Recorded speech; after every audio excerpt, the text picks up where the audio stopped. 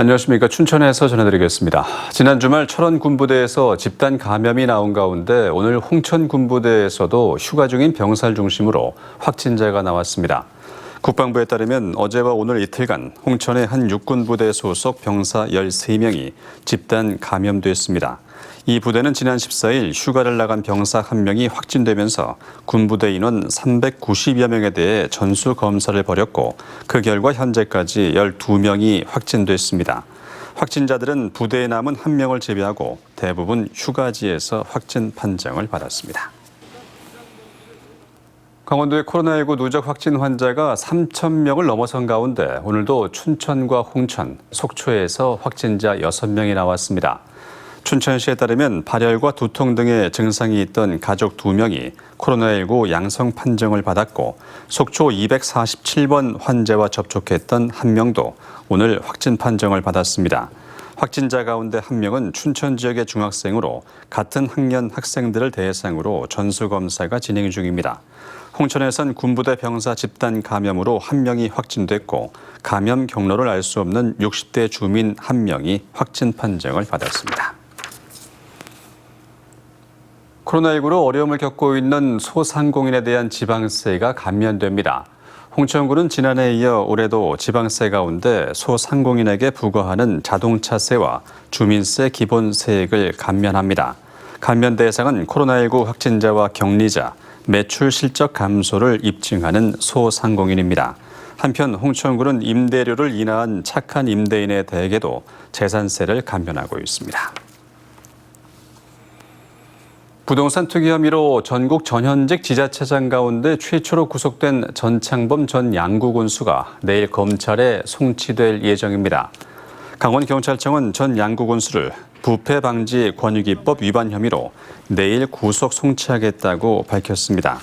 경찰은 현재까지 공무원 14명과 LH 직원 등 3명, 법인 2곳, 일반인 3명 등을 대상으로 부동산 투기 범죄를 수사 중입니다.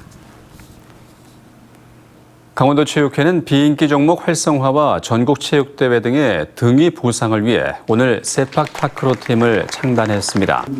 강원도체육회 세팍타크로 팀은 박광수 감독과 국가대표 2명을 포함해 5명의 선수로 구성됐습니다. 현재 강원도에는 횡성여고와 송호대 여자팀이 있고 세팍타크로 실업팀은 전국에 8개가 있습니다. 이로써 강원도체육회 실업팀은 육상과 레슬링, 역도와 태권도, 조정과 체조 등 8개 종목 43명으로 늘어났습니다. 지난 17일 낙석 발생으로 교통이 통제됐던 소양강댐 정상 방면이 나흘 만에 정상 소통됐습니다.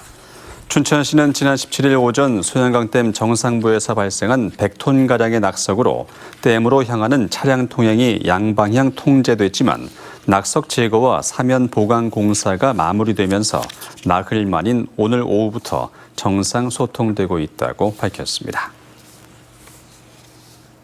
태백의 사립전문대인 강원관광대가 정부 재정지원 제한대학으로 지정돼서 국가장학금과 학자금 대출 등의 제한을 받게 됐습니다. 교육부는 오늘 발표한 2022학년도 정부 재정지원 가능 대학 명단을 발표하면서 강원도에서 유일하게 강원관광대를 재정지원 제한대학 유형2로 지정했습니다. 유형2에 속한 대학들은 정부 재정지원 사업 신청과 지원이 제한되고 내년 신입생과 편입생의 국가장학금과 학자금 대출이 전면 제한됩니다. 춘천시가 쓰레기 줄이기와 환경오염 예방을 위해서 아이스팩 재사용 캠페인을 벌입니다.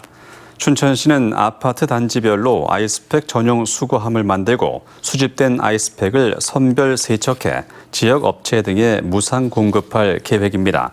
또 기관단체에서도 아이스팩 재사용 문화가 확산될 수 있도록 적극 홍보할 방침입니다.